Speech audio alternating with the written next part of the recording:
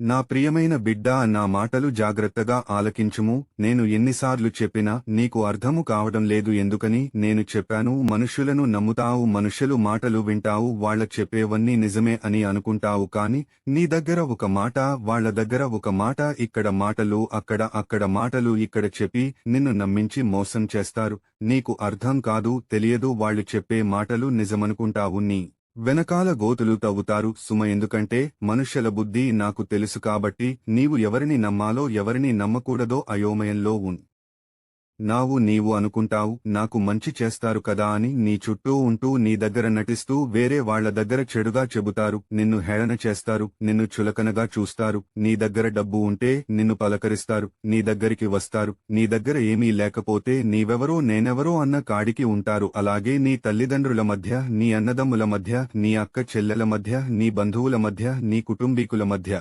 చిచ్చులు పెడతారు, గొడవలు సృష్టిస్తారు, ప్రేమ లేకుండా చేస్తారు. వాళ్లందరిలో నిన్ను విడదీసి నిన్ను ఒంటరి వానిగా చేస్తారు. నేను అప్పులైపోయాను, అప్పులు ఎలా తీరుతాయో అని బాధపడుతున్నావా? నీ అప్పులు నేను తీర్చివేస్తాను. అనారోగ్యముతో ఉన్నావా? ఒక రోగము తగ్గితే మరొక రోగం వస్తుందని బాధపడుతున్నావా? నీ బిడ్డలు నీ మాట వినడం లేదా? అమ్మా నాన్న మీకు ఏమీ తెలియదు, నాకు అన్నీ తెలుసు అని నీ బిడ్డలు ఎదిరిస్తున్నారా? అలాగే శరీరము సహకరించడము లేదా? ఎంత కష్టపడినా నీవు రోజువారీ సంపాదించిన సంపాదన సాలడం లేదా? నీవు నన్ను అడుగుము, నీకు అన్నీ ఇస్తాను. కాబట్టి నీవు నామీద ఆధారపడి నీవు జీవిస్తే నీకు నేను స్నేహితుడిగా ఉంటాను, తోడుగా ఉంటాను, నీకు సహాయం చేస్తాను. నీవు అడిగినవన్నీ ఇస్తాను, నీకు సలహా ఇస్తాను, సమాధానము కలగచేస్తాను. ఎందుకంటే నీ వారే నీకు శత్రువులు అవుతారు, నీ ప్రాణ స్నేహితుడే నీకు కీడు తెస్తాడు. నిన్ను ఎక్కువగా ప్రేమిస్తున్నాను అని నీవు నమ్మేటట్లు నిన్ను మోసం చేస్తారు. జాగ్రత్త. బైబిల్ వాక్యము చదువు. కీర్తనల గ్రంథము 118వ అధ్యాయము 8వ వచనం. మనుషులను నమ్ముకునుట కంటే యెహోవాను ఆశ్రయించుట మేలు.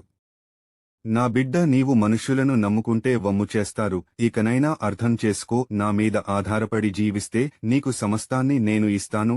నీ దేవుడను ప్రభువుడనైనా యేసయ్యను మాట ఇస్తున్నాను. ఆమెన్.